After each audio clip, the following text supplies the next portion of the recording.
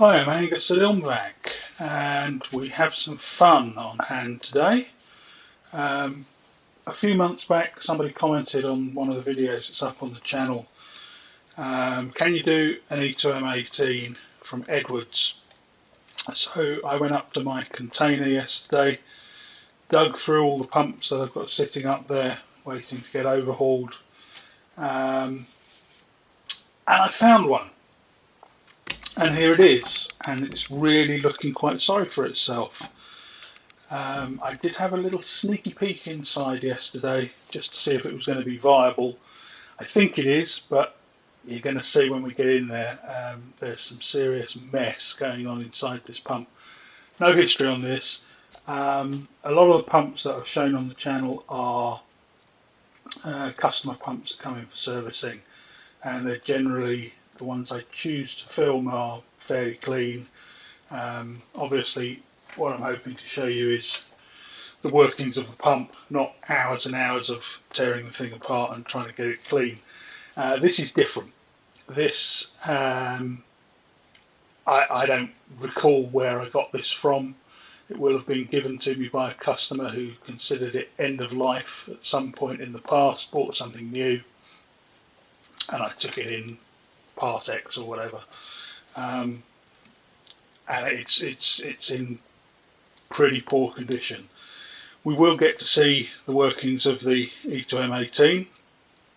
We'll also get you'll get an idea of some of the crap that I have to deal with along the way, because customer pumps come in similar condition as well from time to time, particularly if they've been used on chemistry. So if you watched any of my other videos, you'll see that I don't often don gloves, but on this occasion I am wearing gloves. The reason I don't often is I'm more comfortable working without gloves on, and I generally have the conversation with the customer before a pump arrives as to what's been through it, and I make a judgment as to what PPE I personally need. It's not a recommendation to you. My recommendation to you is to always take the utmost care. The way that's wobbling, I think we might have a bent base plate to start with, but we'll get that out of the way. So, Edwards EM series pumps, these are the older, they came out before the RVs, making them 20 and more years old at a rough approximation. The architecture inside is similar but not the same throughout the range. I think this is the first one that'll probably make it onto the channel, but there will be videos coming of the 2, 5, 8 and 12, which are basically the same architecture inside throughout that section of the range. Then the 18, which is what we have here, and then there's a 28. The 28 is significantly different. We'll get to one of those at some point. That has internal roller bearings and so on. But with all of these Edwards EM series pumps, we have these side panels which are usually red. Some of the later pumps they change to white. But these plastic side panels, this one's held on by one screw, they're usually two on the smaller models. So we can start by getting those out of the way. Forgive me blocking the camera, but I need to be able to see where that screw is. So side flashes off, and from this point the side flashes cover the coupling, and at this point I can turn the pump by hand.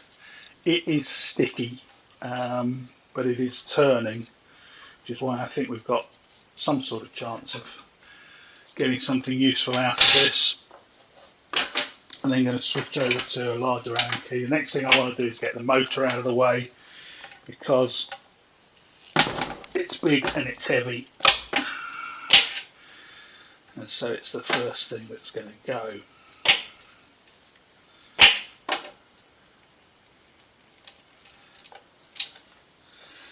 and I'm in early today to get this done on the camera.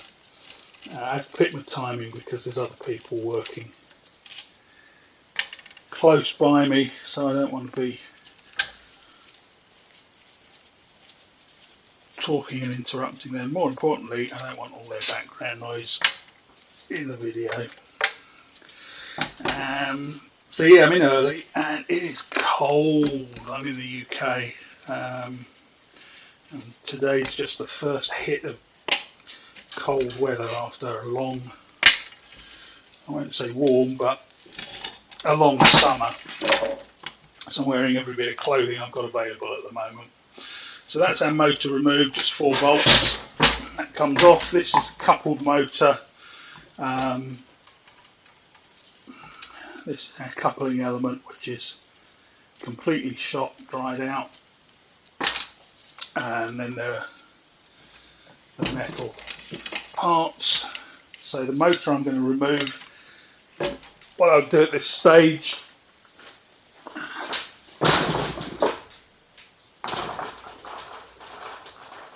is actually run that motor, make sure we've got a good motor before we commit to something. But as I say, this one is going to be slightly different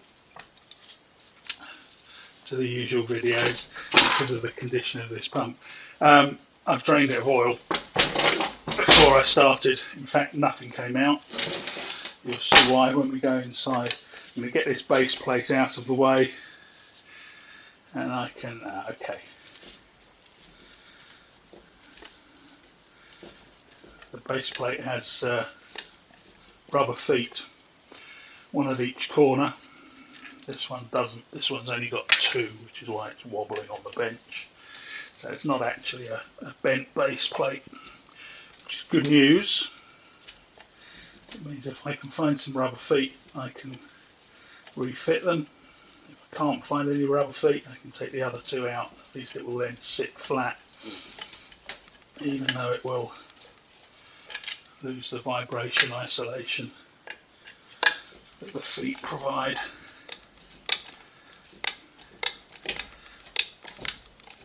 The bolt's quite stiff. Hopefully that's because they've been in there for a very long time, and not because the whole pump is going to be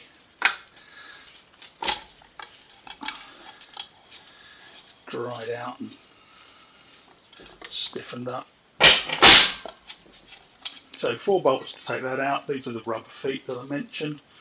Got 1 on each corner, so it's doing that. Get that out of the way. At this point you can see under here the shaft seal has been leaking. We've got some oil sitting underneath there. So this is the coupling, kind of coupling come fan assembly that's fitted on here. And straight down the middle there you can see there's a key that stops that from turning on the shaft. And the key is going to have a grub screw in it. I'm going to turn that until I can eyeball it from the side. In from the side into that grub screw, and then do it again with the correct size Allen key.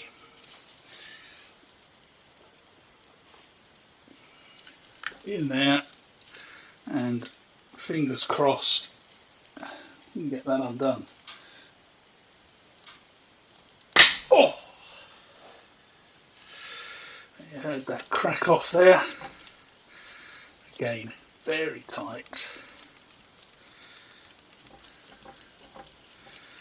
And it's grub screw, it's not necessary to take it all the way out. I'm going to.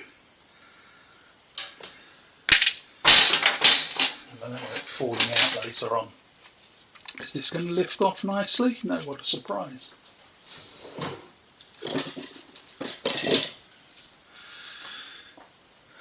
So, pair of pry bars, and there it goes. That's not so bad. Sometimes it takes a lot more effort than that to remove that. So that is a big lump of metal. You can see it's been drilled to balance it. That's the coupling on the 18. Other pumps in the EM range, couplings vary quite considerably. Now under here we can see, first of all, why I'm wearing gloves. There's a lot of, this is just dust that's collected, but the dust has mixed with the leaking oil and given us a bit of a mess there. Next thing I'm going to take out is this red plastic panel, and behind that there's a felt pad. Felt pads are put into vacuum pumps as a, I think, a kind of a little bit of a cheat. Shaft seals do leak. They're going to weep a little bit of oil and then get gradually worse until they're pouring out.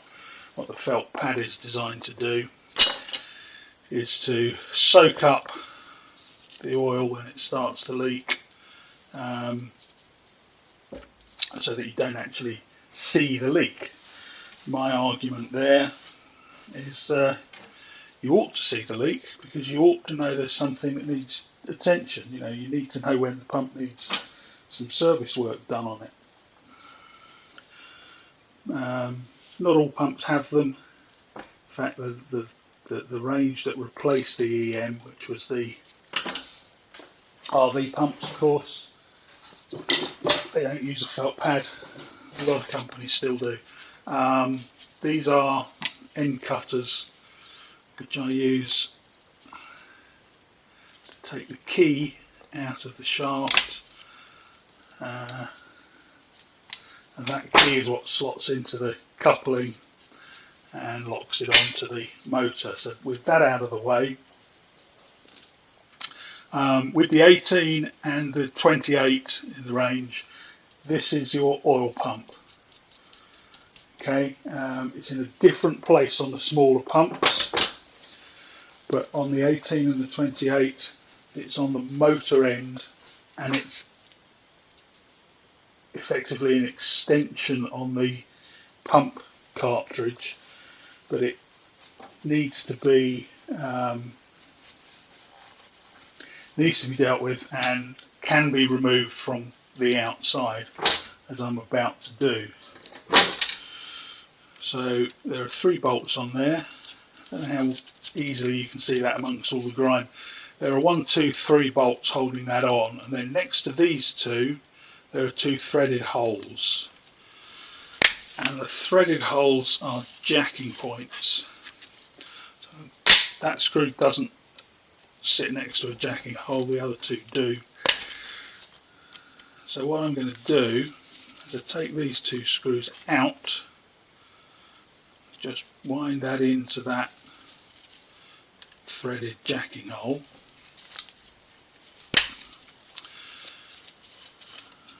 These are a wonderful thing to find on a pump. They come, you'll find them on a number of different pumps from different manufacturers, not all by any means, but as you wind that bolt in, it pushes that whole shaft seal assembly off the pump, meaning that you can easily remove it, and then take the screws out.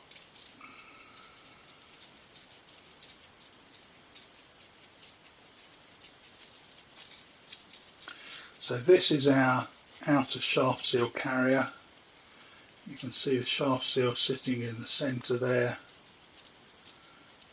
That's the seal that leaks. That's the most common by far leak on an oil pump, is that outer shaft seal. Over time, with the temperature of the pump and so on, they dry out, harden off, and lose their ability to seal.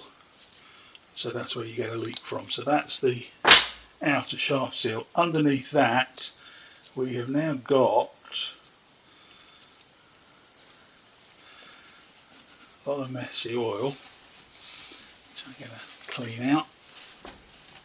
We've now got the oil pump body, down there. Again, you've got the three untapped holes where those bolts sit through, and you've also got a couple of threaded holes which are also jacking points. They're in different positions, obviously you can see that.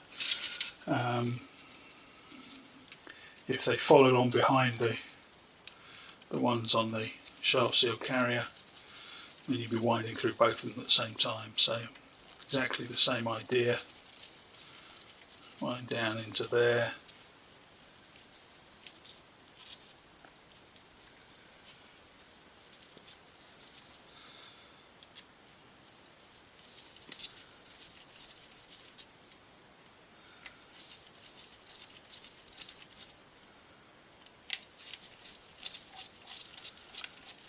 And that forces that off. As soon as you see it move like that, that's free. Lift that out.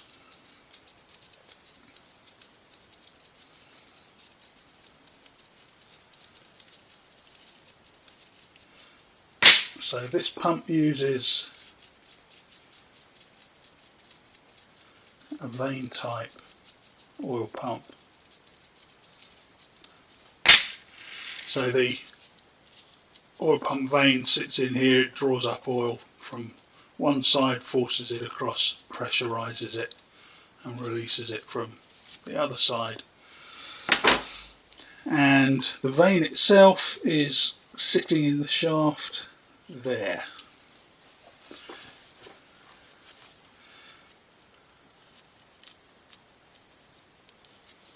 Okay, so that's the oil pump vane.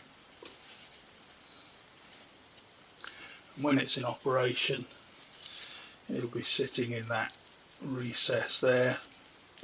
I can get it to balance, spinning round in there, picking up oil and forcing it, pressurising it so that it is pushed through the whole of the pump from there. So that's part of the pump cartridge. It could be removed with the cartridge and then removed from the cartridge afterwards. I prefer to get it out of the way to begin with. When we take the cartridge apart, it may be necessary to give a few taps on the back of this shaft to separate the component parts.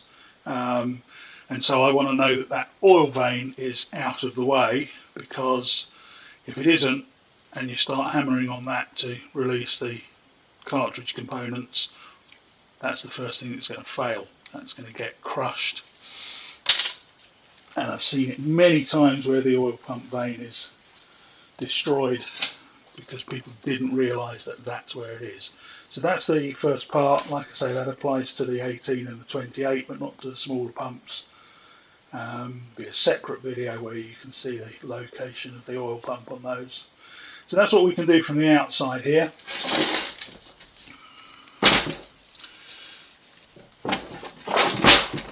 Next thing to do then is to get the oil box out of the way.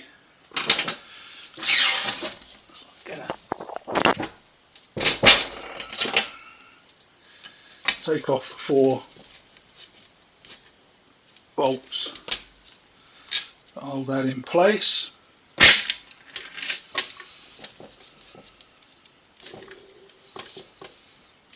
So bolts, screws, screws, bolts. I know I've said this before in other videos. Is it a screw or is it a bolt? And I love this one because you can argue about it in the comments. My understanding is that a bolt has a plain shank and then a threaded end, whereas a screw is threaded all the way up. So what I mean by that is, here's the thread, this is the plain shank. It can be longer, it can be shorter, but if I take one of the bolts from the base plate, that you can see is threaded all the way up. So although I just called it a bolt, my understanding, that's a screw, that's a bolt. There you go, argue to your heart's content. So, oil box, I did release this yesterday. As I said, I had a sneaky look just to see whether this was viable. So this is going to come off. Yesterday it took a lot of hammering and a lot of screwdrivers in through the cork gasket to get that free. But for your benefit, today it's easy. And there we go. And we can immediately see that this is going to be a grim task. And that's what we're greeted with. This is like tar.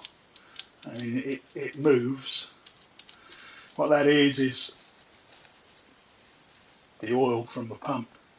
And this pump's been run, it's been probably run until it had very low levels of oil. The oil has got very, very hot, converted itself into tar and coated the pump. But it hasn't seized the pump, which is why I'm still persevering. I see pumps in all sorts of conditions, and I'm not necessarily put off with this. If this video never makes it out onto YouTube, it may well be because I get halfway through it and realise that it's not viable after all. So that baffle plate can come off the top, just has a couple of little screws there that hold it on. And I'm going to have a good dig at that, try and get it cleaned up. The underside, beautiful. And then we get to the pump mechanism itself. There is a cork gasket that seals the oil box. So I'm going to lift that and get it out of the way.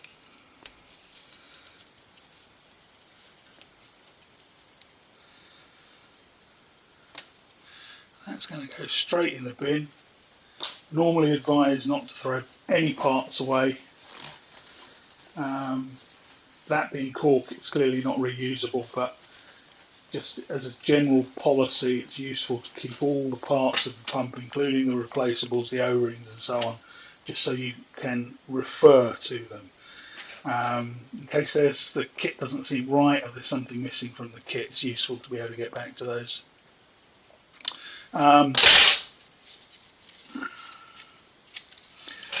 At this point I can go in one or two directions. I can take the cartridge out of the adapter, which is how I would normally tackle a pump, but with these larger ones, and given the condition of this one, I'm going to go stage by stage down through it. So what I can do is take this oil strainer out of the way. All the EM pumps have an oil strainer located here. This is the pickup point where oil is drawn up from the sump and pushed around. That again is in a fairly disgusting state. But they did clean up surprisingly well. I think it's stainless steel, so there's a chance we can bring some life back to that, but it's a replaceable part. It can be thrown away and replaced fairly easily, and there's the screw that retained that. Keep that where it should be. That just gets it out of the way. And there are 3 screws on the end plate.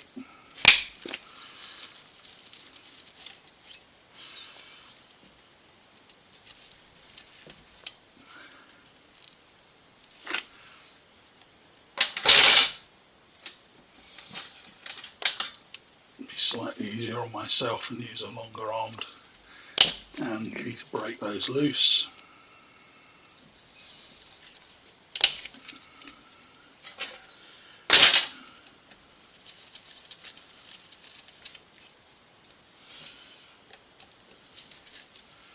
One, two, three, and we're into the pump. There we go. It's the end plate. And under there you can see this is the low back stage of the pump. Pair of vanes, rotor, stator. This is not just down to the condition of the pump. These are very difficult to remove in this way. Sometimes they will slide out, in this case they won't. That's okay, we'll get those out by removing the stator from them. So we've now got to deal with parts that are attached. We've got this pipe, stainless steel pipe that runs down here. That is your gas ballast. So it runs from the gas ballast control through the pump, through this external pipe and down into the pump mechanism there. So we're going to get that off there, because with it in position we can't take the stages off.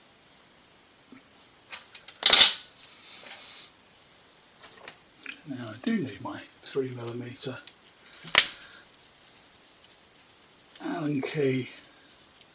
Take that retaining clamp off there, and now the pipe should be able to be lifted out.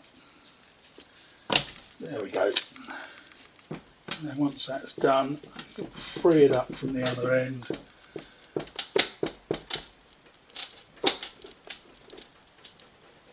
Work it out from the other end, and there we go.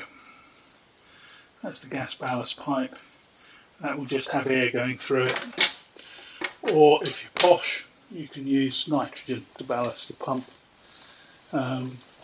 Not going to go into what gas ballast is at this point, but check the channel, there will be information there.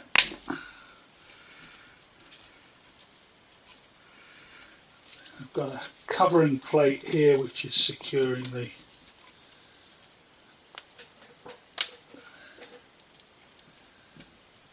exhaust valve in place. So 2 screws out of there, that plate will come off, and with it will come the spring and the valve pad. Those are going to get replaced, the plate will be cleaned and reused. What we're starting to find now is that we've got something that looks a little bit more like oil there. Very poor condition oil, but it does, it looks more like oil than toffee. So I need a 6mm Allen key to release the next bolts, which are holding the stator on there.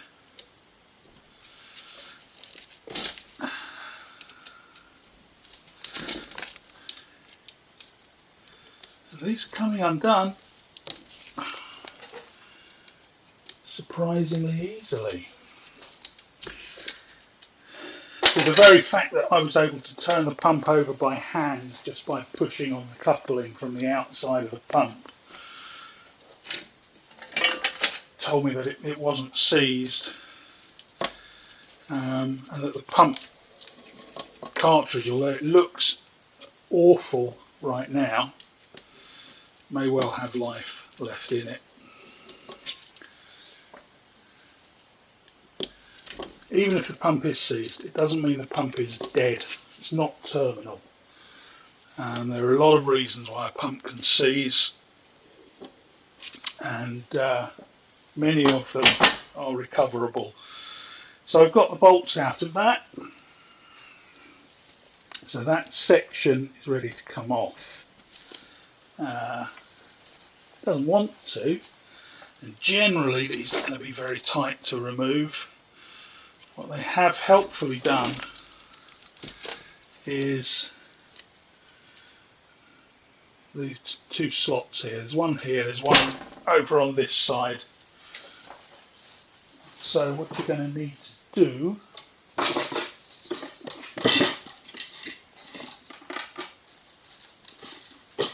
is select some screwdrivers that will fit the slots. My Stanleys will fit. So there are these large screwdrivers, one in the slot on each side of the pump, one in there, and then you can use those to lever the sections apart.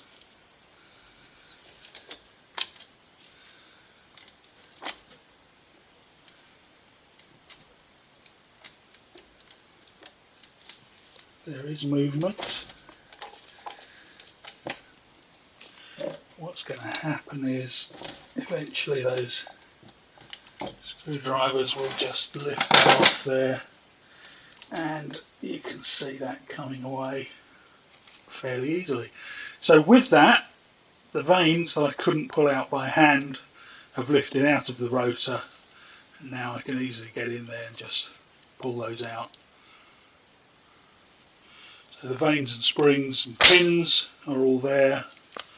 That's the rotor. Again, you know, it's kind of looking like oil now. First thing I'm going to look for in that as it comes apart is whether it still has a duoseal. The duoseal is the point where the rotor and stator come closest together, and it's a special machining where the stator is remachined with the same diameter as the rotor, so they come together, and it's right there. That's the point where they come together, and you should see, I don't know whether you can on there, hold it up to the other camera as well in case that picks it up. You should see that there's a difference in colour there where the duoseal is, and that exists. I need to do a lot more cleaning to make a final assessment of it, but that's what you're looking for with these things. So now we've got our rotor is now free. We've taken the oil pump off from the rear, so the oil pump vane is out of the way, free to come out, and the rotor is now completely free. So if I can grip it, it may be possible at this point to pull that whole assembly out like that, and then you get a quick look at this. So these are our high vac vanes, the big ones.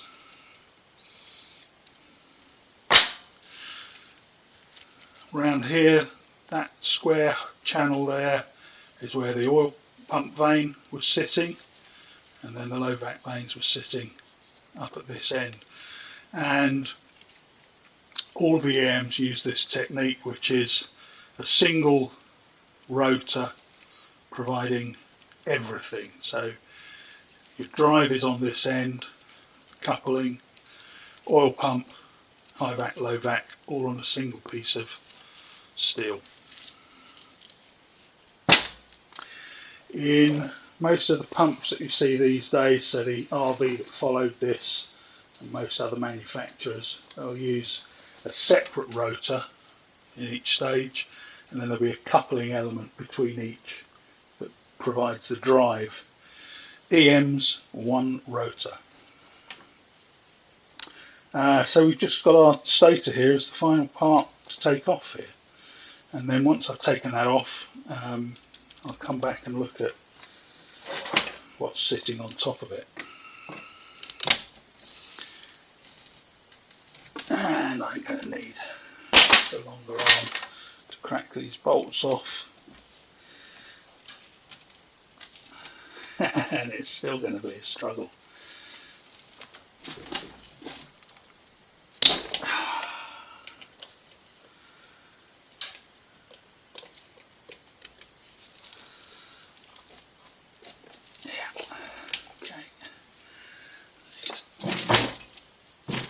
Over on its side so I can put a bit more weight behind it.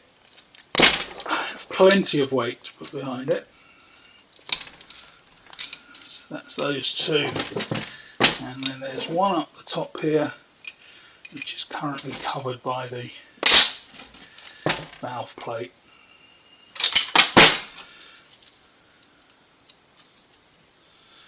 So I need to remove that first.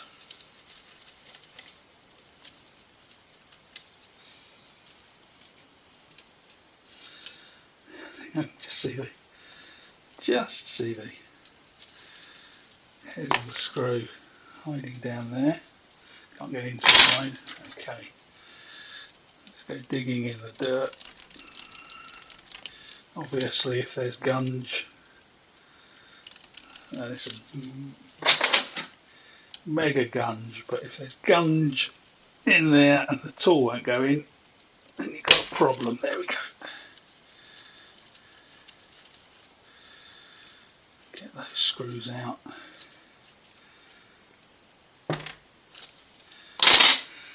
I said this was going to be a fun one. Look at this.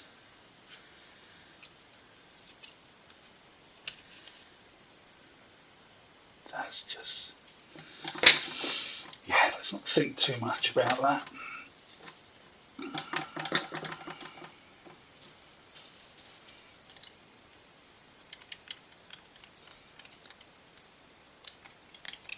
I have to say, I mean, when I first took the oil box off, there was a whiff, certainly, but it's not a smelly pump,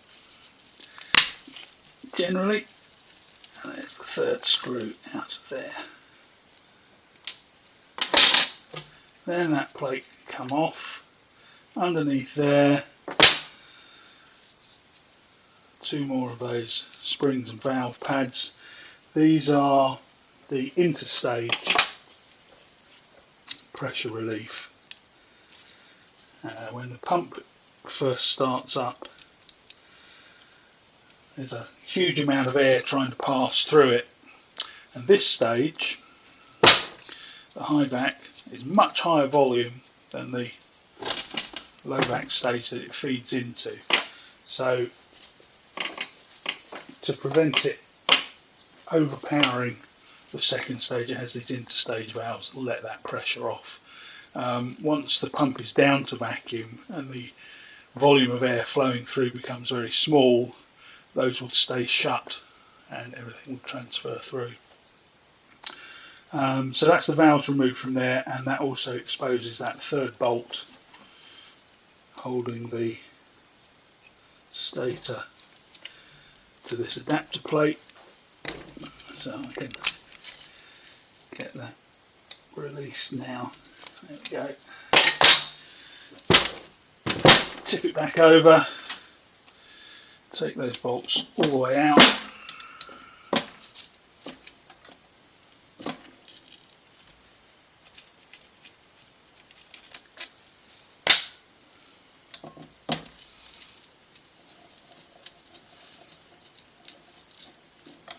I'm laying bolts out as I take them out.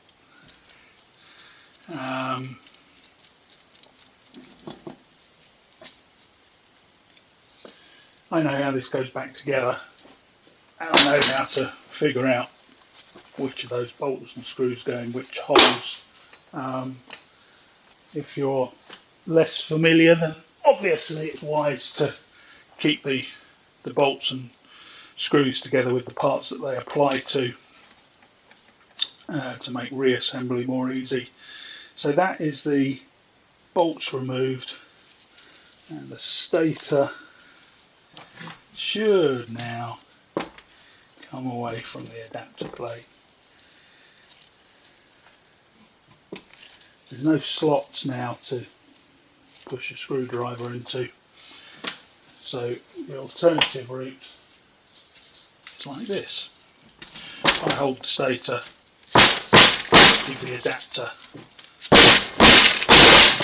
taps, and off it comes.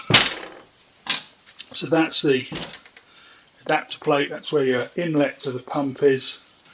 So your airflow comes down through here, through the strainer that's in there, through this hole and into the pump.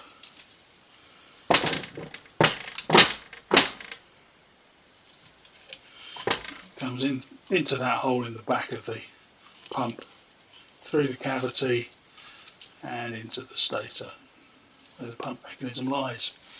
And then pretty much the final piece on here is this, which is called a distributor, and this is how oil flow and pressure is regulated and suckback is prevented in the Edwards EM range. Now everything is starting to look a bit murky, but let's take these, there's a centre screw on here,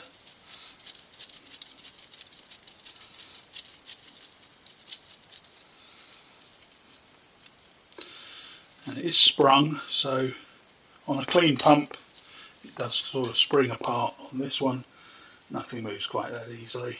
So there's a long screw there that sits down the middle, there's a washer at the top and a spring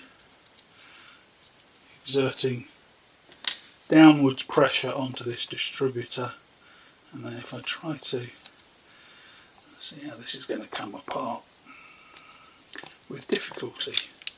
So that's the distributor cover, so like an outer cover there. Underneath there you find this, which is also a spring. It's referred to in the Edwards parlance as a waved washer. So you can see it's crinkle cut, it's supposed to be like that. It acts as a spring, but obviously over a wide area. And then we have a central piston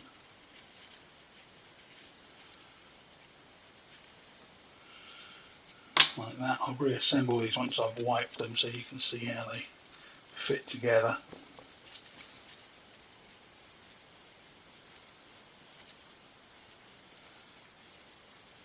Spring plate there, and then the crucial piece here is this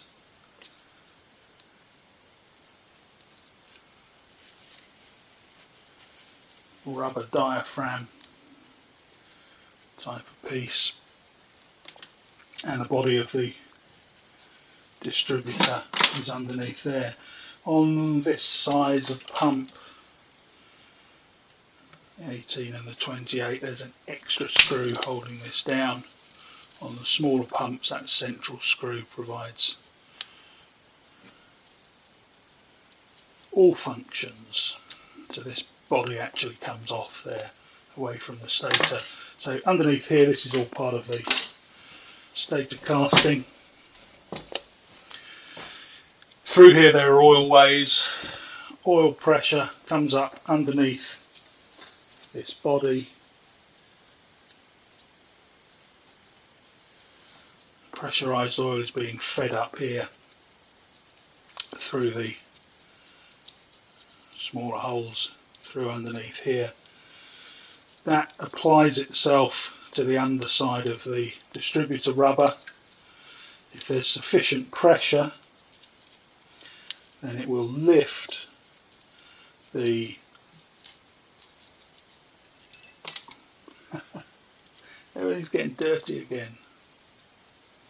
Then it'll lift the rubber and the backing plate against that waved washer spring, allowing oil to then move into the other areas here and flow back through into the pump. So it's a pressure control device effectively, maintaining the right pressure of oil flow through the pump. In very, very simplified terms, that's the distributor that you'll find in all the EM series pumps. So there's our component parts, all of which just look like blech at the moment. There's going to be a lot of cleaning going on now, which I'll do off camera. I don't do the cleaning on camera because it's very difficult to show. I use a fair few different machines, all of which make horrendous amounts of noise. There's a compressor running in the background, and there's me swearing at these inanimate objects as I try to get them back into some sort of workable, usable state. We can just have a look in there before I turn the camera off, and again hopefully you can see there the Duoseal that I talked about. So that should be clearly visible in both stators.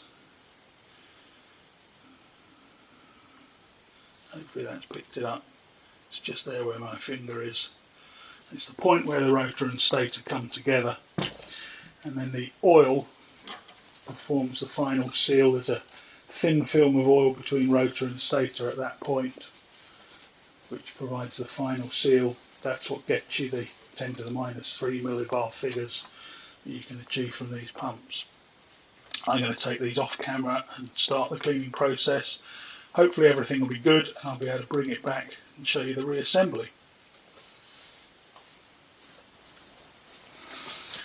So here we are with all the parts cleaned up for this E2M18, and wow, it cleaned up really well. Remember that baffle in the top of the pump that was all covered in toffee when I took it apart? Well, that has cleaned up perfectly. Same with all the other components. The toffee was essentially oil that had gone well beyond its usable life, and so all these components that were coated in it, it's been possible with solvent and heat and abrasion to take everything back to clean metal. And given the condition it was in, I'm pleased, very pleased with the way that all the parts have turned out. So now we can start with the reassembly process. Got to start, as is fairly usual, by fitting it in a shaft seal. So we have a lot of parts in this kit, and identifying them all is the first goal. So you go through all of the parts that you've got here. You can compare them to the ones you took out, which is why we didn't throw everything away as we removed it. You can also, if you look on my website, you'll find under the resources tab there's a lot of schematics for different pumps, and having the schematic in front of you obviously is going to help. So go to labvac.net and then at the top right find the resources tab and find the schematic for the pump that you need. But that's our inner shaft seal, so that's going to sit down in here. It's quite a deep recess on this pump that you've got to work with. You can try to get it roughly balanced in position there.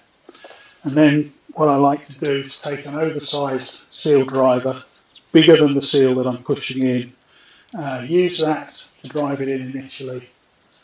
And what will happen is, as the seal goes in, eventually the driver will sit flush against the metal surface around it, and that will make sure that the seal is flat and level as it goes in, and then you can go in with the correct size and drive it home.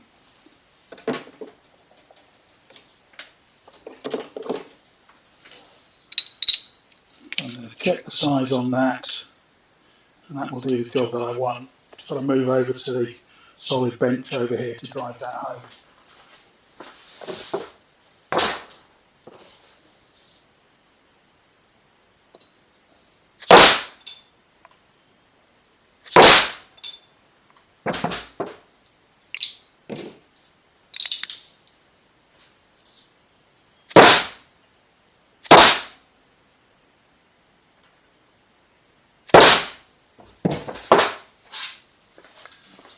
So just a few taps with a dead blow hammer on the seal driver, and that's now sat down nicely.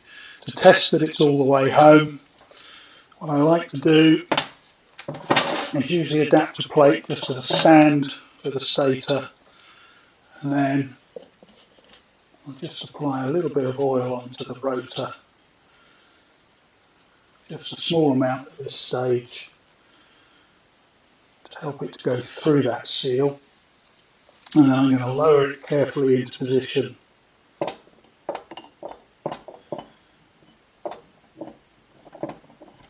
can turn it as I go so it sits nicely into the seal. And as that goes all the way home, we should have the rotor and the stator sitting flush at that point. If the seal isn't driven all the way home, then the rotor will be sitting up a little. You won't have a flat surface when you run your finger across there. So that's all the way home. Now I need to take that back out. On the 18 and the 28, because that oil pump is on the outside of the pump, effectively, we don't need to worry about fitting the oil vein at this point. You do on the 258. If you watch the video on those, I'll explain that to you on there in more detail. What I do need to install right now is the high vacuum vanes. The high vac vanes need springs and pins.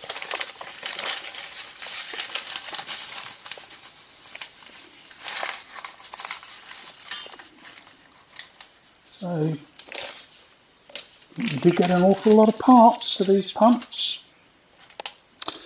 There's no doubt about that. So the pins and the springs sit inside the vanes like that. Don't think it makes any difference which way around you go. For some reason I always set them opposing, but I don't think that's actually important. And then again with the vanes have this recess here. When they're rolling around with oil in front of them, that will push the oil out. Now I want the seal, again this is the way I do it, I want the seal to be facing in the direction of travel, so the oil I want to come up this side and be pushing forwards ahead of the vane. Okay, so I'm going to install them that way around. The pump turns in this direction. So it rotates clockwise as I'm looking at it. Those need to be lubricated before they go in. So I always have on my bench, while I'm assembling, a jug of fresh vacuum oil. No, I won't use all of that in the assembly. The rest of it will just get fed into the pump when it's complete. So I take my vane assembly, get it lubricated, pass it through the high vac stage, just add a little extra oil on the back there. Check that those move freely, that they're not sticking. If they do stick, if they don't want to pass through there like that, then it generally means you've got some debris still inside the rotor slot that you need to take out. And then those can be lowered into the stator. You need to compress the vanes together against the springs by hand while that finds its way down. That's completely cocked over to one side, which is going to cause you problems. You need to come back and reposition.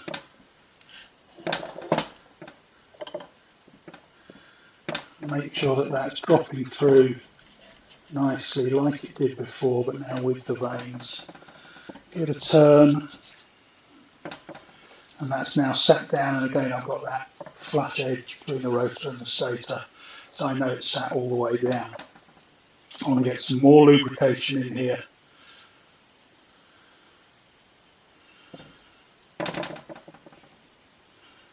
I probably could have done with a little bit more in the bottom there before I put the rotor in. It will find its way through.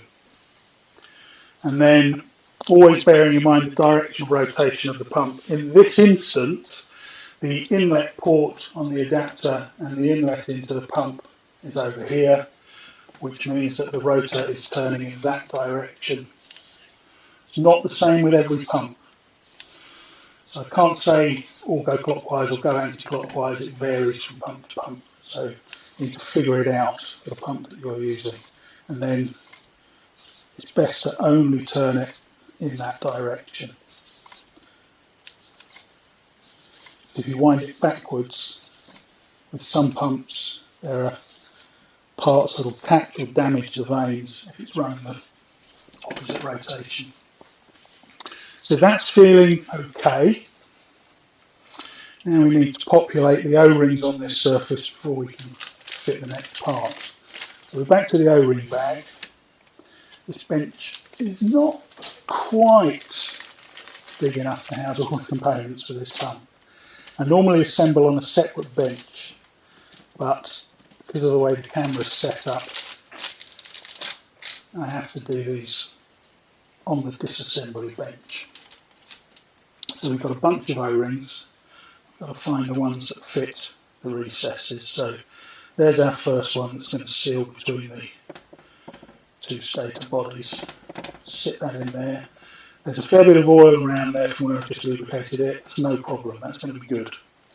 It's going to mean that those seals go in nicely. They'll mate up against each other. All of this is going to be covered in oil when the pump's running. So having a bit of oil there to start with is a good thing. What it also does is it just helps those O-rings to stay in place. The surface tension of the oil on there is going to help retain them. So if we're moving parts around and so on, we're less likely to have O-rings falling out if they've got that little surface of oil on there. We've got two more recesses down here. These take these smaller O-rings.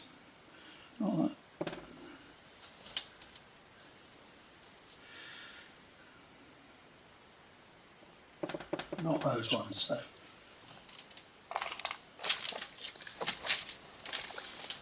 Right, we had a moment's break there because the kit that I've got here, which is a brand new complete kit, doesn't have one size of O-ring included with it for some reason, and you need quite a few of these. So being that I'm in the trade, I do keep spares for these things, so it's not going to stop me today, but it does illustrate that sometimes these things happen. The kits aren't 100%. Now obviously you can go back to the supplier and argue your case and get those replaced, but it might be days, it might take days to do that. If you've retained everything from when you took the pump apart and the O-rings are not in horrendous condition, you might decide to clean up the ones that are missing from the kit and reuse the old ones just to be able to get the job finished, you know. So hanging on to stuff that came out until the pump is up, running, finished and done is what I would recommend, just in case. Right, so I fitted those two O-rings. We've got the large O-ring on there, that's it, there's nothing else to go in there. So we can now apply the second stator. The centre part here, I call it the centre bearing of the pump. Oil surface, the oil lubricates through this, which is sitting around here on the rotor, and that effectively is a bearing position, keeping the pump stable. So they're a tight fit, and they need to be pre-lubed before assembly. And it really is a good idea to just make sure there is oil on every mating surface as well before you assemble. Now we do have dowel pins on here, so that's going to locate the part. It's also probably going to mean that it doesn't sit all the way down straight away. So what I'm doing here is I'm making sure that it's in the correct positions on the dowels. I'll give it a push first. Okay, it's not enough for it to seat home. That's perfectly normal. Those dowels are very tight. They actually set the position of the rotor and stator against each other. They have to be accurate. The much older pumps we used to hand set. So you would by hand, by eye, set the rotor and stator against each other and nip up the bolts to keep it there. It didn't have dowels. Dowel pumps are so much easier. You don't have to do that, so if you can't get it wrong, it's been preset and it will go back in the correct position. But it does mean that they need a little bit of persuasion going together. I could drive that all the way down with the rubber mallet. The alternative way to do that is, once you're certain that it's all centered up on there, is take your retaining bolts and gently wind those down into place.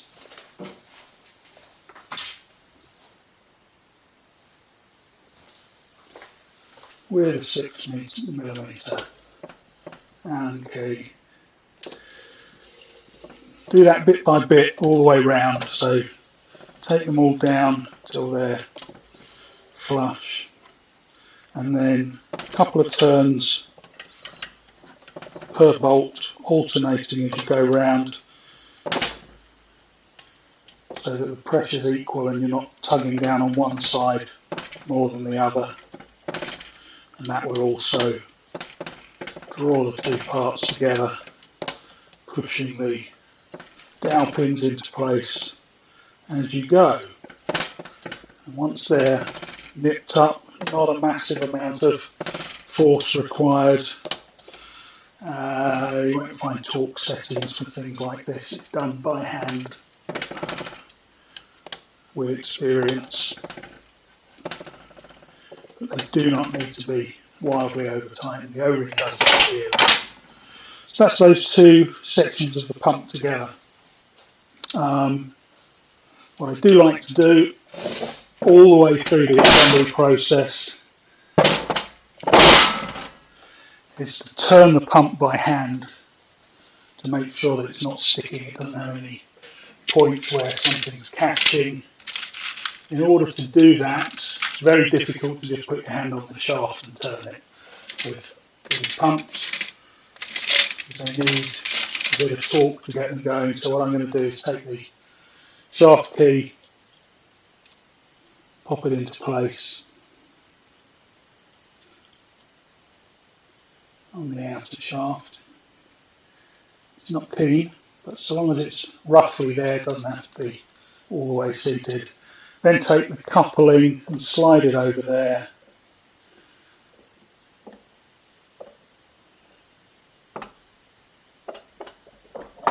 There we go. And now I can use that, and I can easily turn the pump. And what I'm doing is just rotating it 2-3 times, making sure that I don't feel any points where it's sticking. And what I'll also see while I'm doing this is the lubricating oil that's in there is bubbling up against the exhaust valves. So the vanes are working, they're doing what they should do. And then I can slide that out the way until I need it again momentarily. So I'm going to continue building up the cartridge. I'm going to put it back up that way, just resting it in the adapter. And now we're ready for the second set of vanes.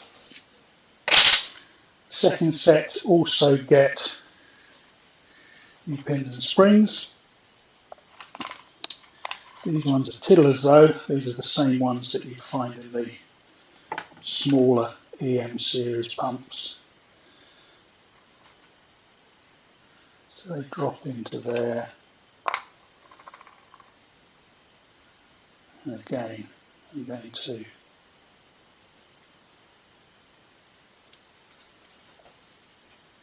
alternate the orientation of them. In this instance I'm not. In this instance I'm going to put them all together in the same direction. I don't know what Edwards originally did, whether they alternated them or put them together. You won't ever find one of these pumps that hasn't had maintenance in the past. They're just too old, so nothing to compare to. And then I'm going to oil the vanes,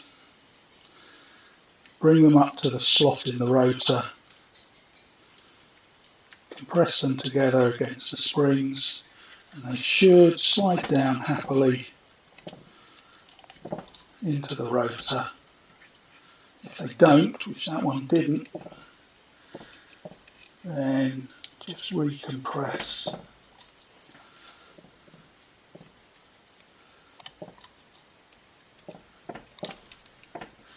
Just turn the pump to where there's a, yeah, you see, it goes in at that point.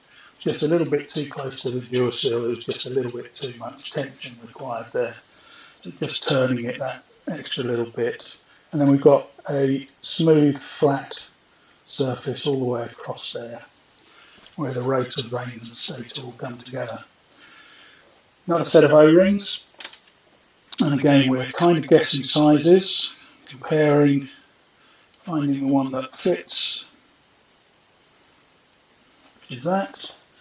And then again from my private stash, I need another of these small O-rings, which I can now tell you are 2.4mm section, 6.6mm ID. Should be in the kit, but in this instance they are not. So those are a tight fit, they need to be sort of gently encouraged to go into the recess, those small ones. That's everything that needs to go onto there. So come to our end plate, just going to sit up there and locate like so.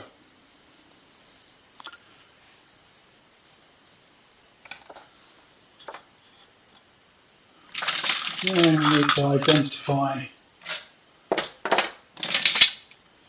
the bolts that hold that in.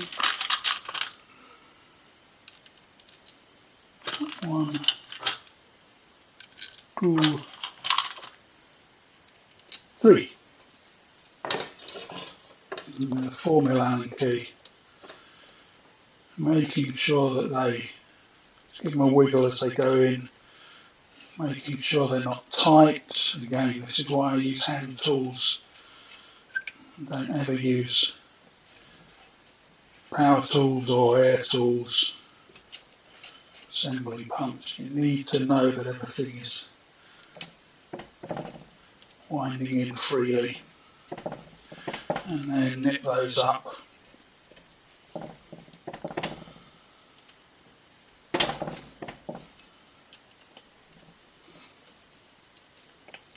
All the way around, and that's the major components of the cartridge of the E2M18 assembled. I'll lift that back off the stand, the adapter stand that we're using. There's a lot of oil there now, so the surface tension of the oil is keeping all of that tightly together. Then I want to go back to my coupling, slide it on and rotate the pump and make sure that with the extra vanes stayed in there, I still don't have anything sticking, and that I'm still seeing oil up at all the exhaust ports. And I'm happy at that. Okay, so I now want to continue building up. I'm going to finish the rotating part so I can put the oil pump on at this point. So I'm removing the key again from the shaft so that doesn't cause any damage to components that are getting put on. So the oil pump now sits up here, having put the shaft through. You can see that here is the slot for the oil pump rotor, oil pump vane to go into the pump. So that will be the next component to go back in once I find it in my many pots of joy. It's underneath the gas ballast knob. So the vane has curved ends, same as the other vanes, and those need to be in that orientation. It is possible to install it in that orientation, in which case it won't work. It will jam up the pump and nothing good will come of it.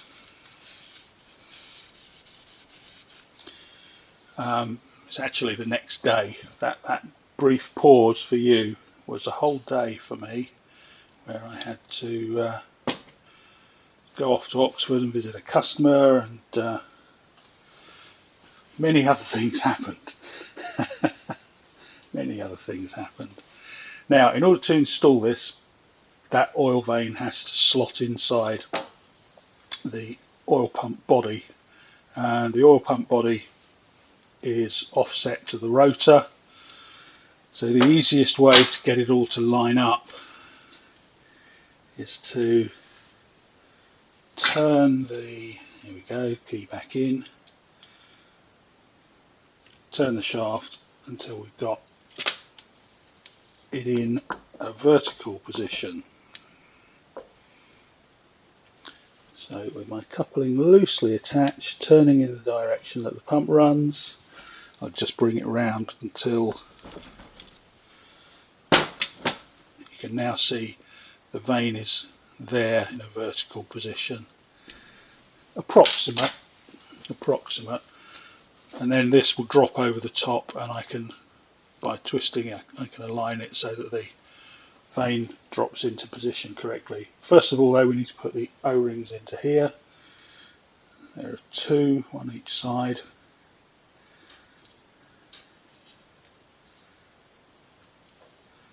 So just putting those in position, squeezing them down into the slot. These are a much tighter fit than any of the other O-rings. The other O-rings sit in recesses quite easily. These ones you really have to push them into place and avoid stretching the O-ring.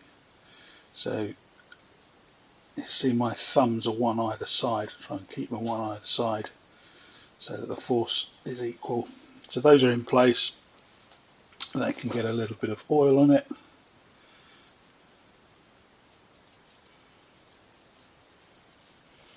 And then in terms of alignment, obviously this can twist in any direction. The slots here have to line up with the two holes to allow oil to pass through it. The bolt holes are in a pattern that prevents you from putting it in the wrong orientation, but that goes in there. And then what I can do is just eyeball from there until those line up, and that picked up the vane very well. So it's sat down flat. It's not sat down flat. If it catches on the vane as it goes in, it would be impossible to push it down. So I've got to get those parts lined up. That's our oil pump, and then that is retained with the outer shaft seal carrier, which needs an outer shaft seal fitting to it. So back to all these little bags.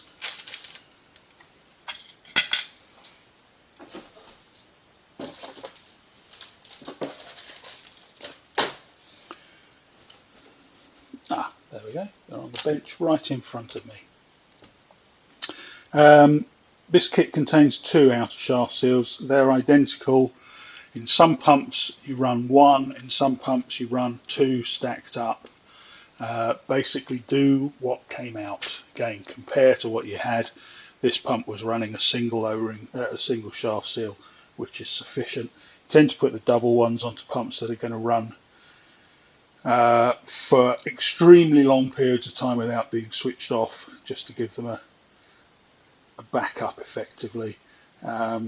It's reasonably common on pumps on mass spectrometers, for example, that you would see two shaft seals. It doesn't double the strength of the seal, it just gives you one as a backup when the first one fails effectively. So that's going in smoothly. And then once again I'll take the drivers, drive it down flat until the oversized driver hits the metal, and then that aligns the seal, and then tap it home.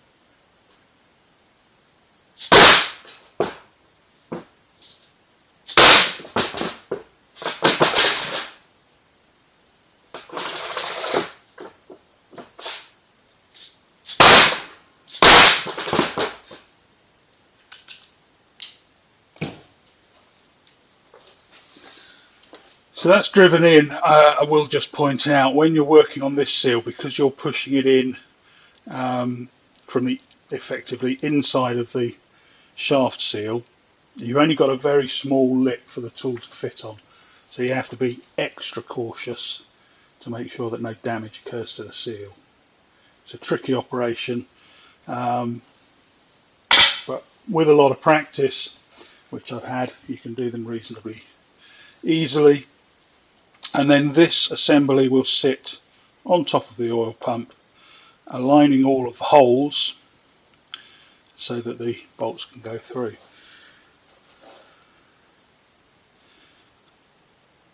A little bit of oil on the inside, particularly on the lip that's going to sit over, so that it'll glide on smoothly, and then apply it. Carefully centre it. I like to rock that a little bit as it goes onto the shaft, just to make sure that it sits round nicely and doesn't clip and pull the shaft up. And then I need the 3 bolts that hold that housing on.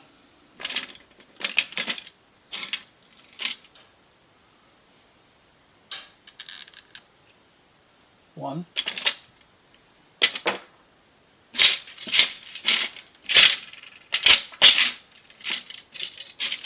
2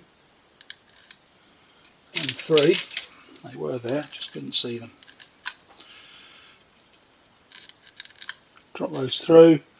This clearly isn't aligned because it's not. They're not finding homes, so I need to just take the first one back out.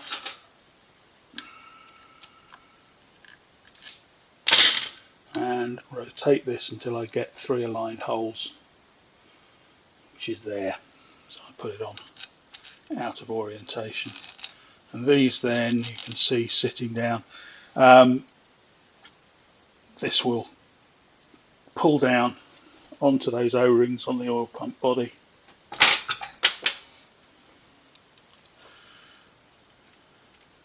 Make our seal.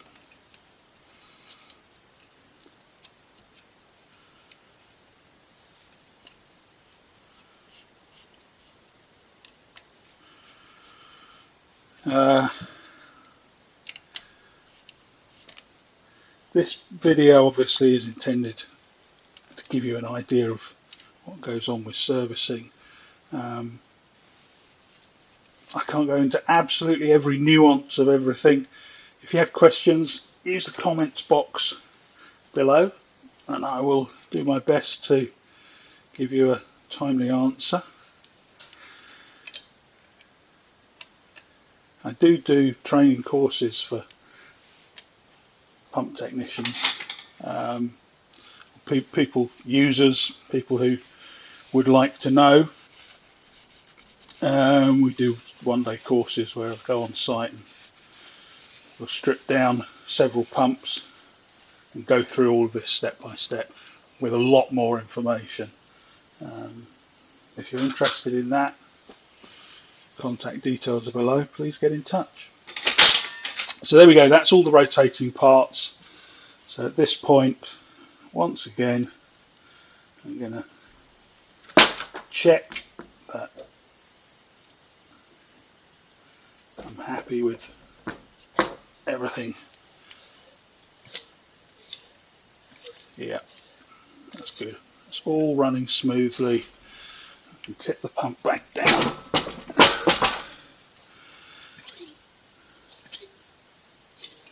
It's making all the right noises. I'm seeing all the right things. So now it's time to populate the top of the cartridge with all the valvey bits and so on. I'll start with the distributor.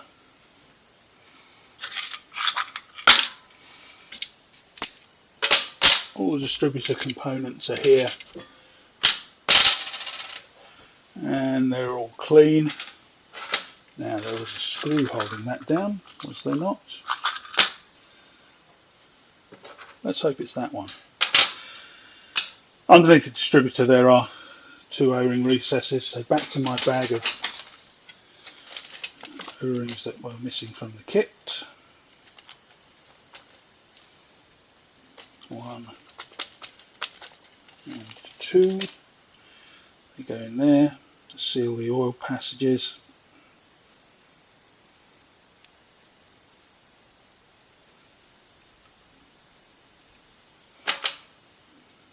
And the main body sits there and gets screwed into place with that key.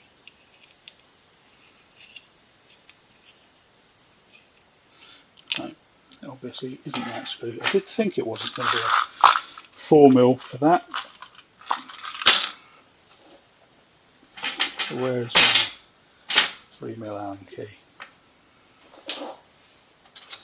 There's one that will do nicely.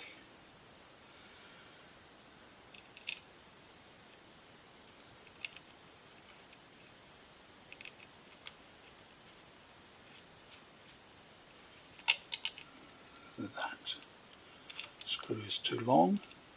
So I'm now falling foul of not following the suggestions that I give to you. Keeping all the parts together, throwing everything in. I've now got to find the right part, bear with.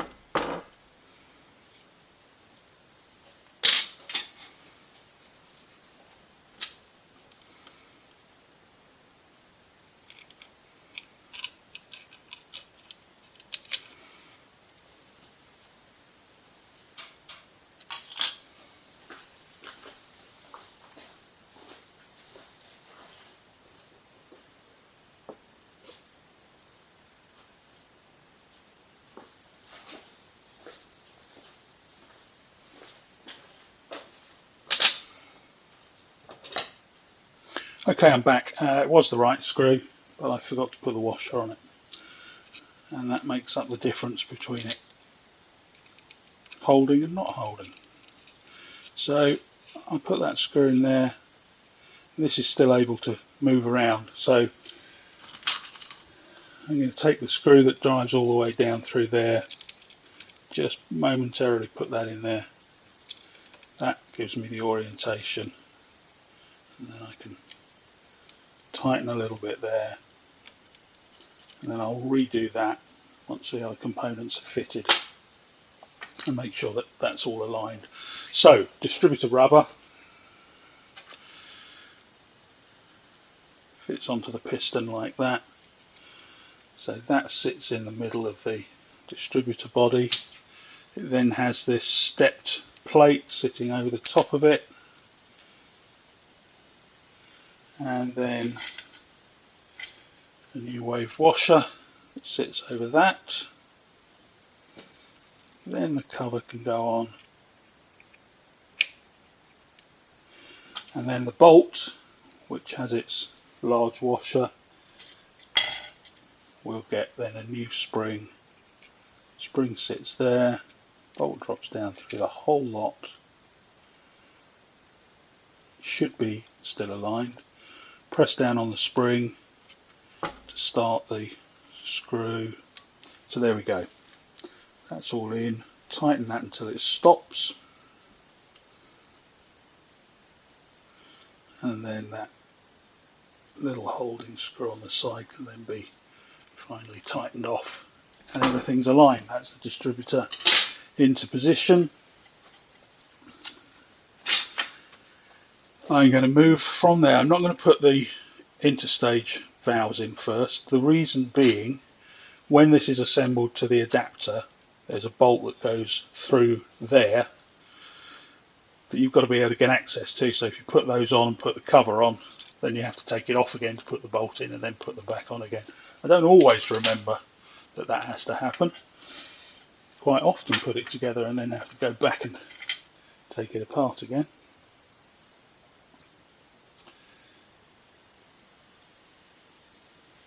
So, separating the springs that are stuck together.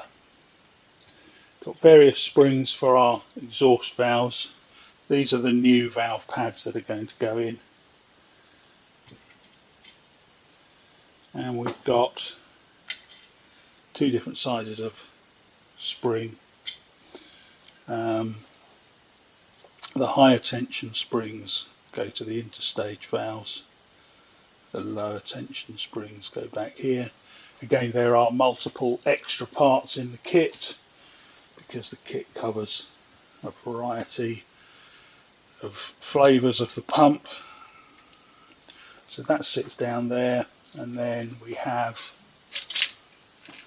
the plate that sits over it, which has a large dowel there that sits inside the screw, so it keeps everything assembled there.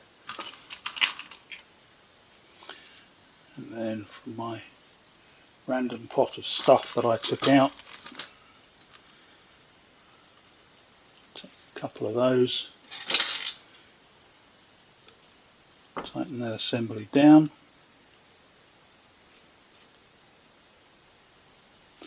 I've done that first before I put the gas ballast pipe on. It is possible that the gas ballast pipe will catch a little bit with that, and it may need to be adjusted just to make everything fit right, but we should be good. So in this pump we've got a stainless steel gas ballast pipe that's going to sit across those two holes, so the gas ballast flow comes in through the end plate here and then through this pipe and back down. Okay, these are more robust than the copper ones that you sometimes see. The copper ones often need to be bent to make them fit, whereas this is fairly rigid. It gets an O-ring on each of the seal ends. These are the trickiest of all to fit because they're extremely tight going over there, but they'll just roll across.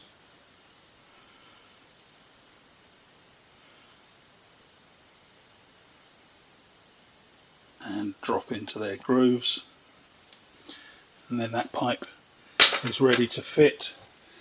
But first of all, underneath the pipe here you need a gas ballast star, which looks like that. That needs to be dropped in, and it needs to be flat. If I just throw it in there, it'll catch on the side and end up over, so I just use tweezers to drop that in there. And that's a non-return valve to stop oil from going backwards up through the pipe. A little bit of oil on those O-rings just to make them easier to seat.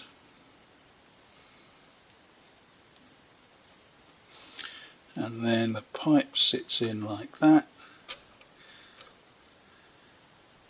Let's get both ends started, and they should push down in there fairly easily.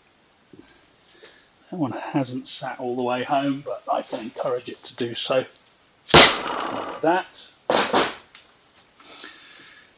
And then always on this end there is a clamp to hold that down.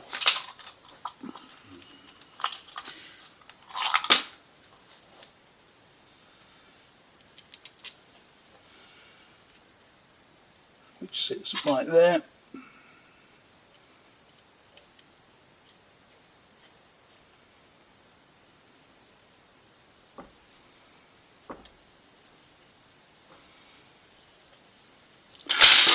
It is done. So the cartridge now is up and together. It's time to install it back into the adapter plate. Clear my space and get rid of some of the oil, just because I don't want to transfer the oil too much over onto the painted surfaces and so on. Try and keep it under control. It won't do it any harm, it just means there's more cleaning off to do afterwards. So the adapter plate can be sat down there, and then again we've got a series of O-rings that need to be fitted into there. Choose some of the right sizes. The one that goes there, this is the inlet to the pump, so that's sealing the inlet onto the cartridge.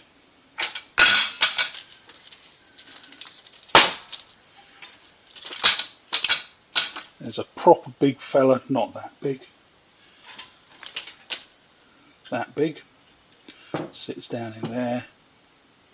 Smooth it down into the groove, and then there's a series, in this case 3, of these small O-rings that didn't come in the kit.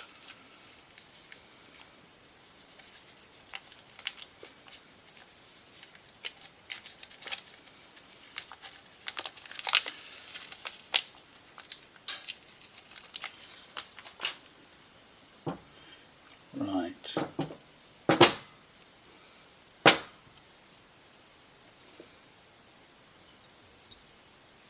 Okay, 1, 2, 3, that's in, that's in.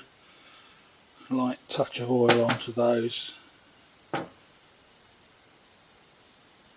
It's kind of like if you've ever put an oil filter onto a car, you know, those spin-on cartridge filters.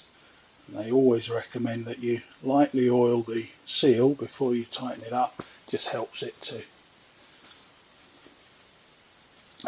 to slide around while it's tightening, and then helps to give it its final seal. So those are the O-rings that we need on there, and then this whole assembly drops through. I'm going to take the key back out of there. There's nothing for it to catch on going through here, but it's just I don't want it to fall off and then spend 20 minutes looking for it. So I can pick up the whole thing, drop it through there, and it needs to align with the 3 bolt holes. So this is starting to get quite heavy by this stage. It should drop through the clearance hole and be ready now to bolt into place. So got the 3 bolts that came out going back in. One there, one up there, one down there.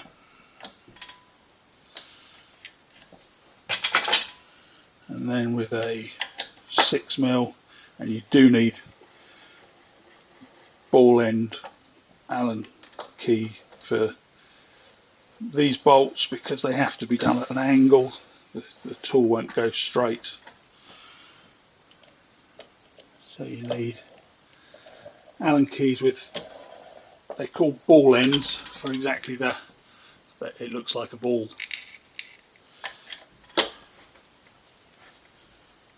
And then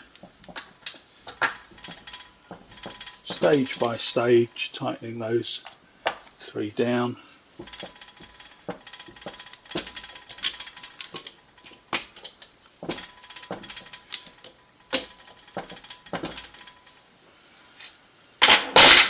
and the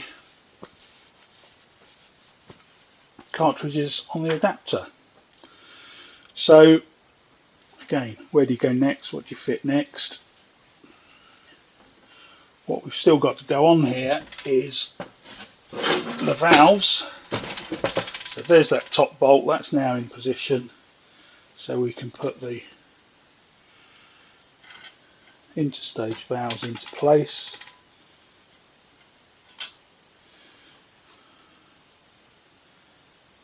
Make sure those sit down properly. Sometimes the spring can be a little bit tight on there. You just need to make sure it sits all the way down against the pad.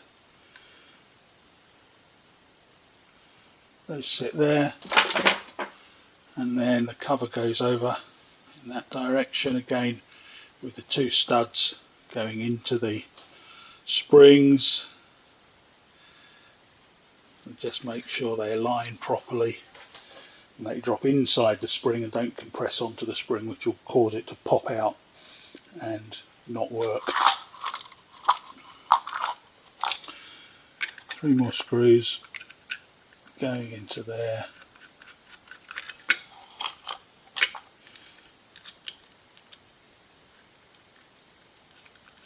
Just starting them off with my fingers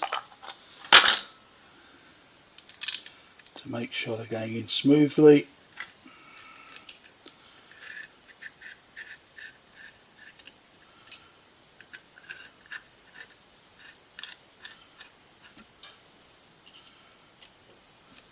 Those can go down.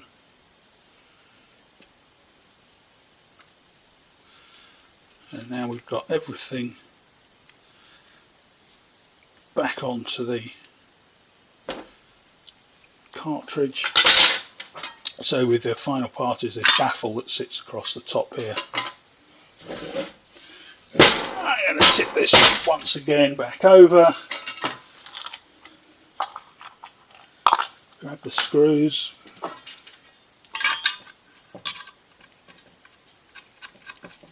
Just want to make sure that that's sitting through there, that it hasn't caught on anything on top.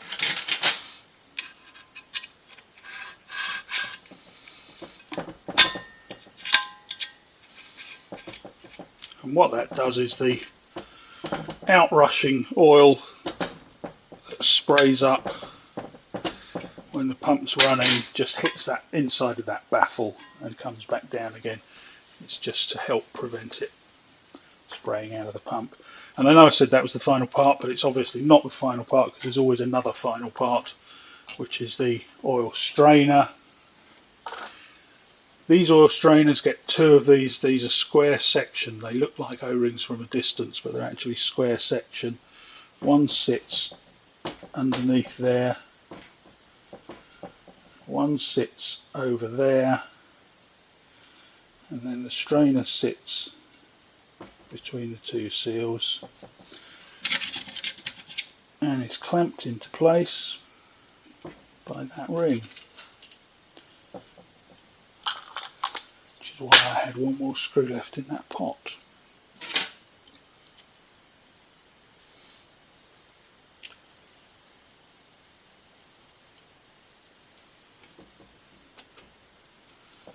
And this is a fairly crude mechanism for clamping this down, so just take a moment to make sure it's all aligned. And there we go. And now we're ready for the oil box. So these pumps, like I've said, changed over the years, and over the lifetime they've had 2 different types of oil box seal. One was this great big O-ring that I picked up earlier, which would go all the way around there and would sit in a groove, the groove being on the oil box itself. So I'll pull that forward. There'd be a groove around this oil box that the O-ring sits into. This is the earlier type, which uses the cork gasket. So there's another part from the kit that is spare, because the one we need for this pump is the cork gasket.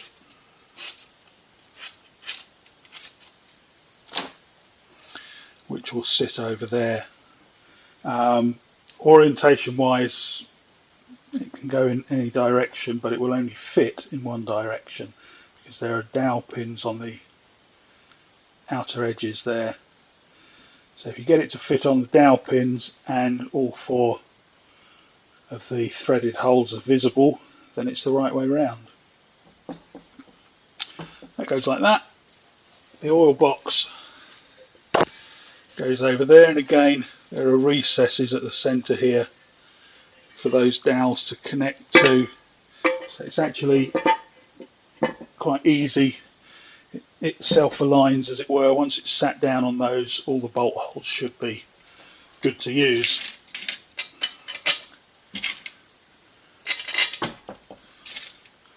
So we take the 4 bolts with their washers back to the 6mm key, and they should all easily line up.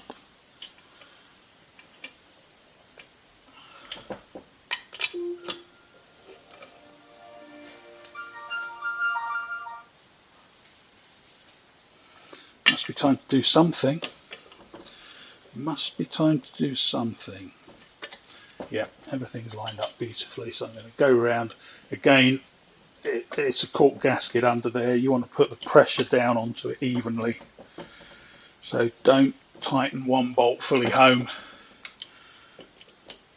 Do all 4 of them kind of in stages.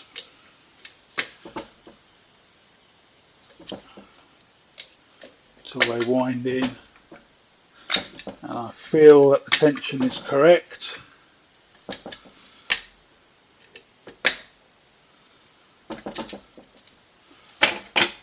Pump's done.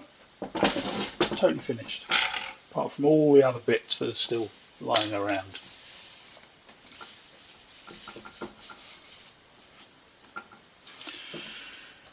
While it's in this orientation, we can go ahead and put the plugs into there. The ones that came out, which I can't immediately see here, oh yes, again, there, are these plastic type with a slot for a screwdriver to undo them. They're perfectly good. They use Doughty seals to seal them. Nothing wrong with those. The kit came with this type, which uses an Allen bolt to drive it home. I have no particular preference one way or the other, but since these are in the kit and new, let's go ahead and use those. One for the drain,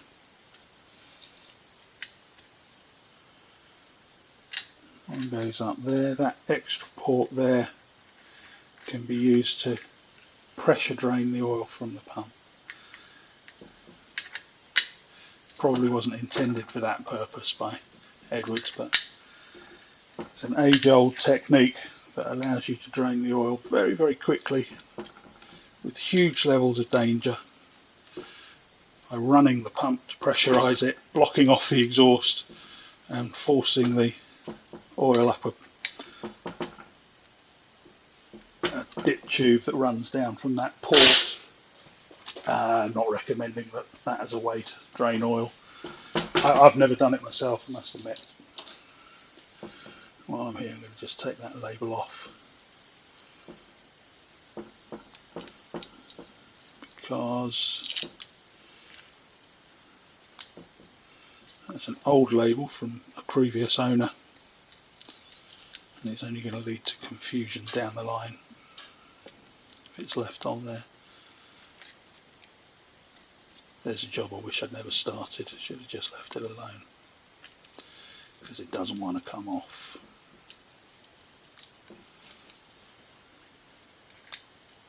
Okay.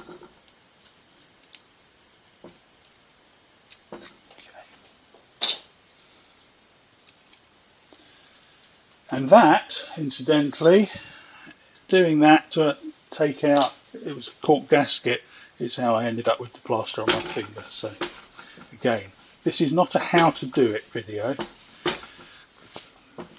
this is just a little bit of insight. So those plugs are in place turn the pump around, it's getting heavier and heavier. And then our exhaust port can go on. That gets a fresh O-ring from the kit. Wind that down into there. You only need to do that hand tight. It's the O-rings doing the sealing, and then that's the fill port for the oil. I'm just going to loosely attach that because that obviously has to come out again fairly soon. Two more holes to deal with. This is the gas ballast. This is the assembly that's inside the gas ballast. I don't know whether I took that off on camera or not this time, because it was really horrendously gummed up with that toffee that we saw right the way down this. The assembly would barely move, and I had to spend a bit of time and pry it and put solvent down it to loosen it up, and eventually it came off. Then on top of it there is this device which allows it to wind up and down inside the orifice. That is a left-handed thread. It's the only one on the pump, and it's rare to come across a left-handed thread on a vacuum pump, but that is a left-handed thread, which will confuse you the first time you deal with it. There are 3 O-rings that go onto here. They're 3 different sizes. I like to put the end one on first, so that the next size up will roll straight over that and not get stuck in the first groove. That sits into there, and then the final one you can actually do from the other end.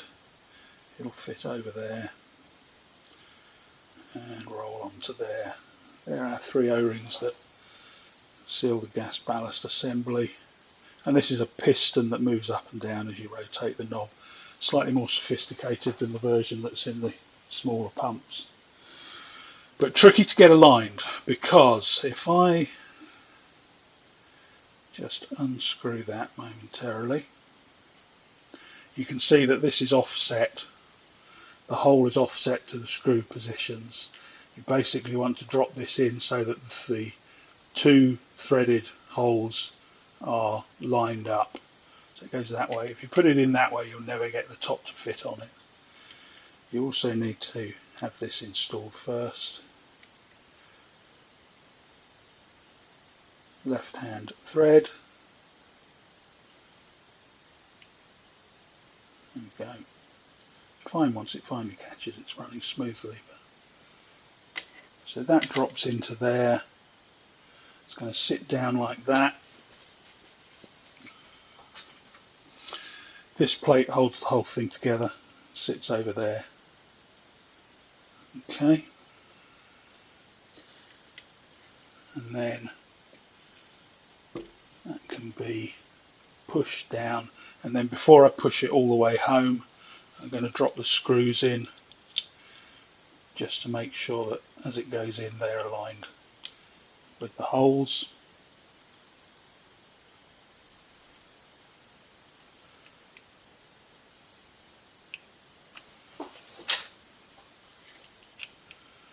Once I've started those by hand, again a little on each side to make it come down flat and true.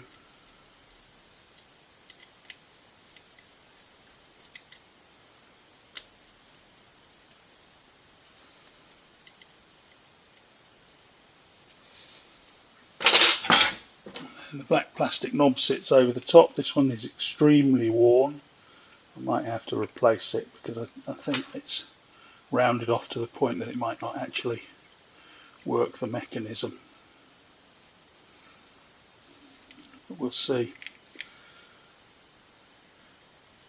Now what happens when you turn that, when you close it, it closes in the normal direction, but because of the reverse thread, the piston is moving up rather than down.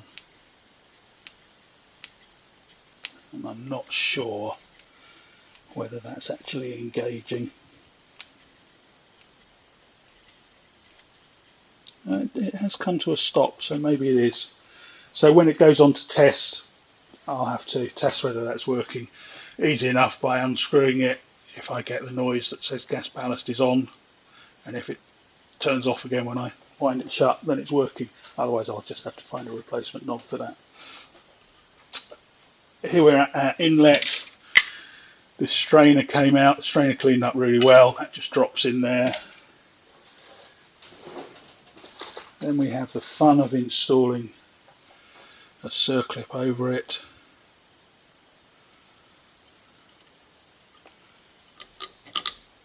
Make sure that goes down and is actually holding.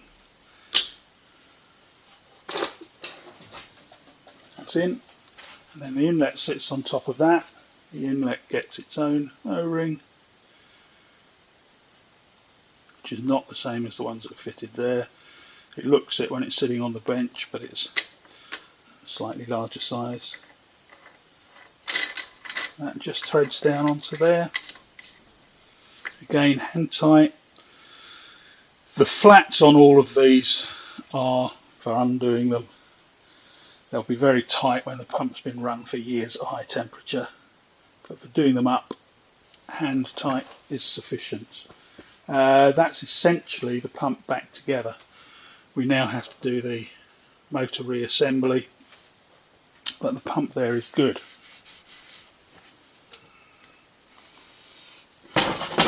So back up on its end, just have a little clean around, because there's assembly oil that will get everywhere.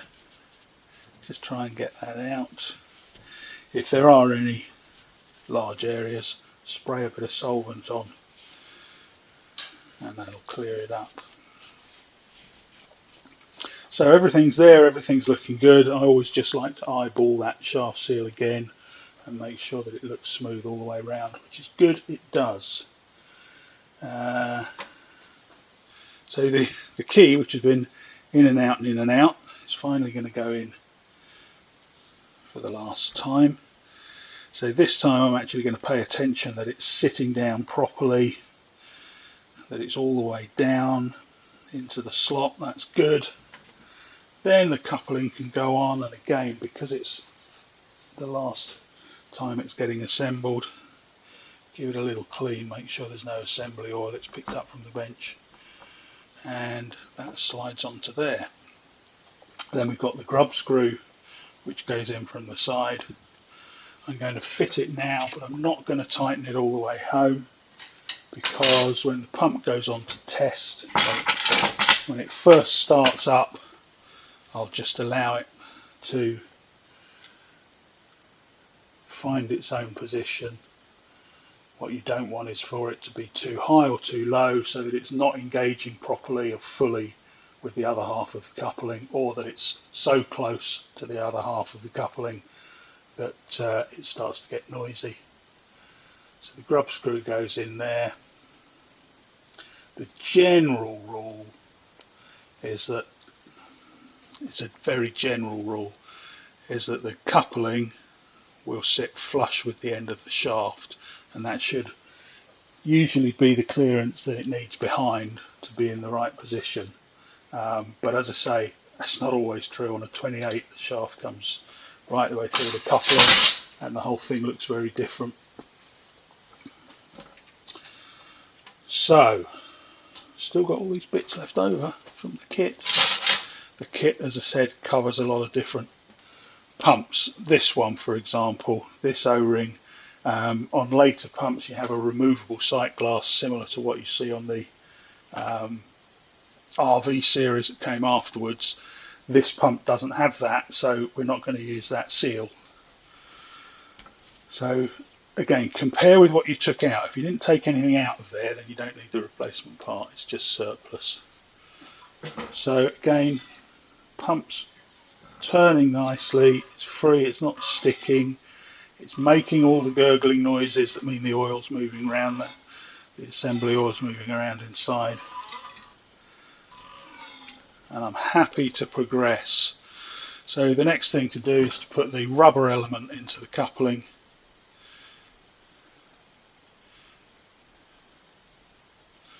Which drops down in there like that.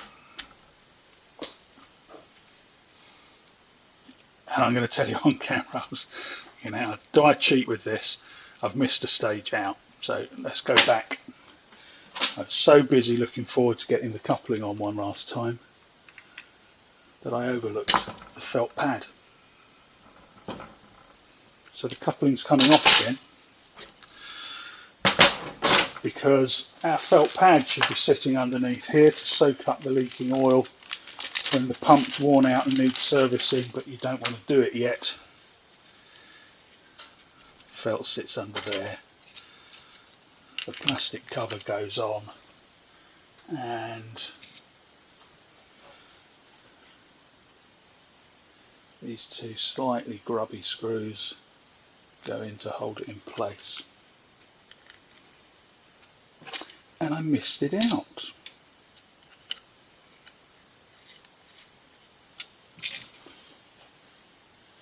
Nobody's perfect, especially me.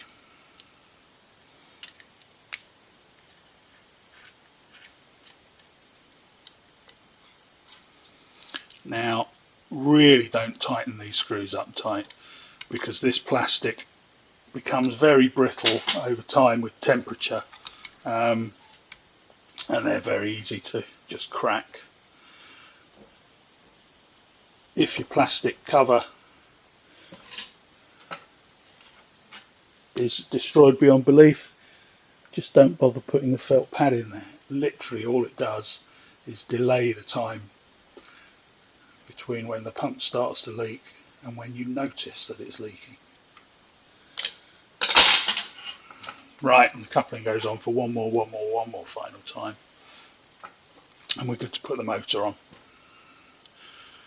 So I'll go and fetch the motor over. We'll get that set up. Okay, here I am back with this motor. I've tested the motor off camera over there, and it doesn't work. So I will fit it to the pump for the purpose of demonstration, but that's all. I'll then need to do some work on the motor and try and bring it back to life, check the fuse and the electric supply and so on, and it's there, but the motor's just doing nothing at all, so it could be a bad switch or whatever. To install the motor, I like to turn that so that I know where the gap is, and then what you need to do is lift the motor, align the coupling so that it's going to fit, and then lower it down. These are heavy thing.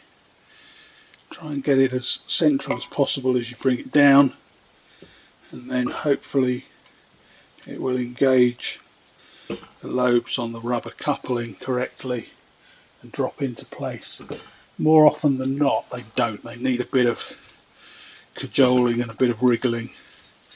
Don't just wind the bolts in and force it down, because if it's clipped the coupling, then it isn't going to fit right.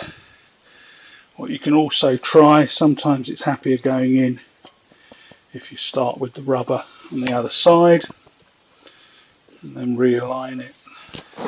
Try again.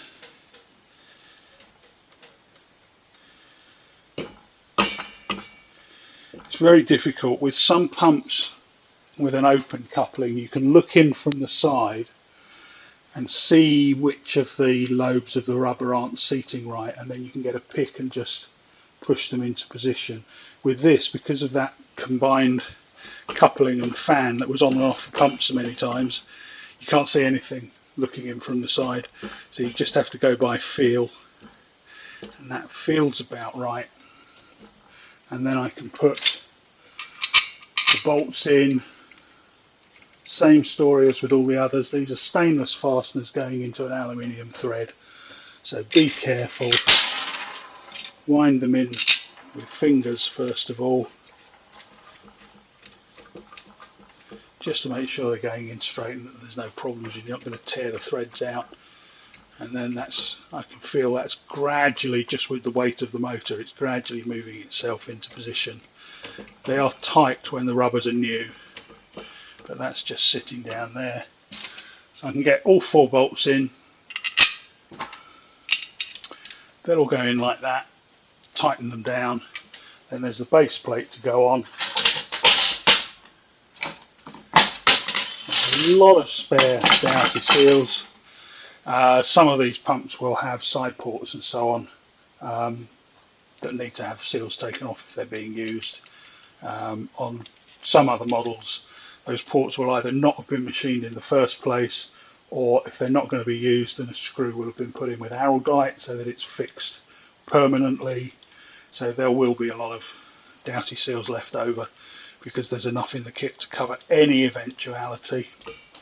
And then the round white felt pads, again, those fit in right here. You see where I'm pointing there, if I get the rest of my hands out of the way. They're actually fitted into the motor plate. Try and get that so that you can actually see what I'm talking about. Yeah, here. There's another circlip there. You lift the circlip out and there's a metal gauze and a felt fit in there. They're filters for the gas ballast. That's the air that's going into the gas ballast system, and they're just filtering the air.